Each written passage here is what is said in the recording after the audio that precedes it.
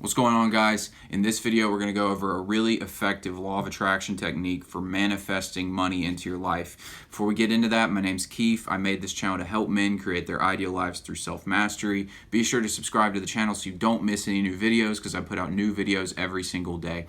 So let's get into this. This technique I'm about to share with you, it's really effective for money, but it's honestly effective for anything in your life. Anywhere where you feel like you're stuck in a rut in particular, I find that this technique is extremely helpful because it causes you to create positive expectations in your life for the things that you want to bring about. A lot of times we get caught in these ruts where we expect the same thing to keep happening over and over and over again because we just keep seeing proof of that. And as a result, we reaffirm this behavior to ourselves, we reaffirm this result, and we keep bringing it about in our lives. So this process is called scripting, and basically how it works is you write down, it usually takes me about a page to write it down. You write down a script or a scene basically of yourself having the things that you want essentially and living out that life. So like I said, this is good for money, but it's really good for anything that you're stuck on in life in general.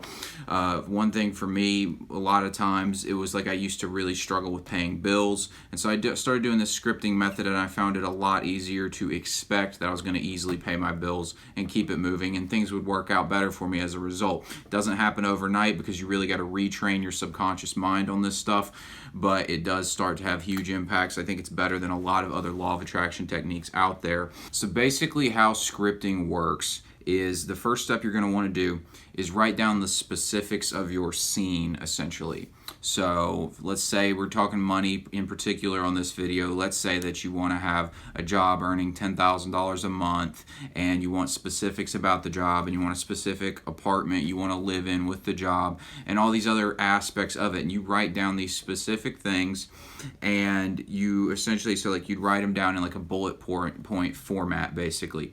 And then from there, what you would do is you would write in either first or third person perspective. It doesn't matter, whichever one seems more natural. For me, I write it in third person, and you write yourself into this scene having and being and doing these things essentially. So for me, I used to do it, I still do it a lot.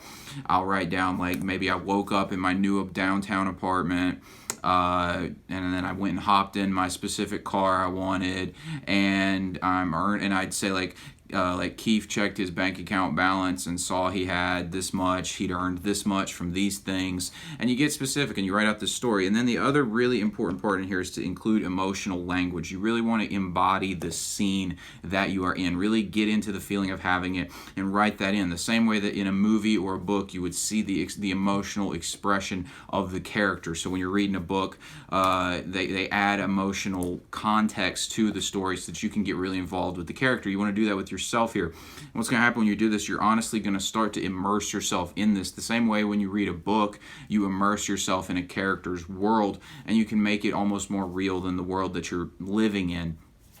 So as you do this, look, you don't have to even see this as something really magical happening, honestly, because, think about, like, it's rumored, I don't think it's been confirmed, but that Heath Ledger, who played the Joker in The Dark Knight, committed suicide because he got so immersed in the character he was doing that he went insane.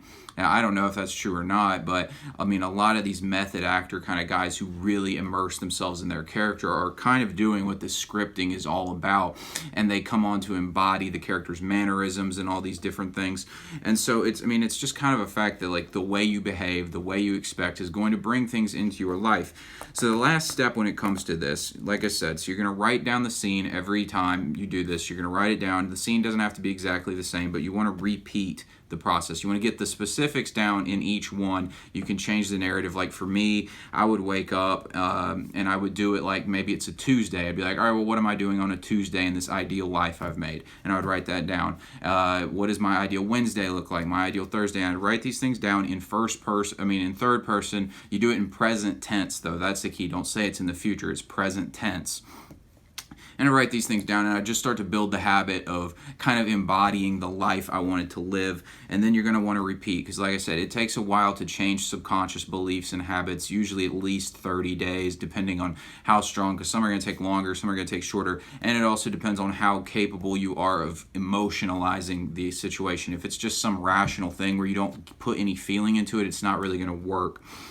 For those of you who are skeptics of this kind of thing, I always feel like with this law of attraction type stuff, I need to provide some kind of proof from somebody who's really successful using it just to make a lot of the audience more comfortable. I'm willing to believe this stuff. I've seen it work in my life, but I know some people are a little bit on the fence about this kind of stuff. So Russell Wilson, the quarterback for the Seattle Seahawks, he uses a form of scripting. He visualizes for it, but he's famous for before every game, he visualizes himself in like a fourth quarter comeback drive type situation, and he preps himself essentially and expects that to happen. And I'm pretty sure since he came into the league, he's got like the most fourth quarter comebacks in the league. He's an exceptional clutch player, and I think a lot of it he would attribute to priming his brain to expect positive results in these types of situations, because you find yourself in a lot of situations and you'll notice you're expecting what you don't want to happen. So maybe you've got bills coming up and you're expecting that you're not going to be able to pay them. Well, there's no reason to expect that. You can figure out a way to do it. You just got to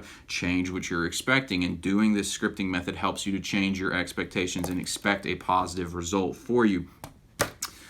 Also, Formula One racers do this too. They're famous for they will visually in their mind, they'll be driving the entire track before they ever go race on the track. They'll think of every gear shift, brake, accelerator, when to do it, how to pass, all these different things. They've got the whole track basically memorized before they ever get into a race. So this kind of scripting method is extremely effective for putting yourself on autopilot and getting a result you want to get. I found it to be huge for breaking out of ruts in particular. But guys, that's all I got for this video. If you liked it, be sure to give me a thumbs up, hit the bell icon so you don't miss tomorrow's video. Be sure to subscribe, and I'll talk soon.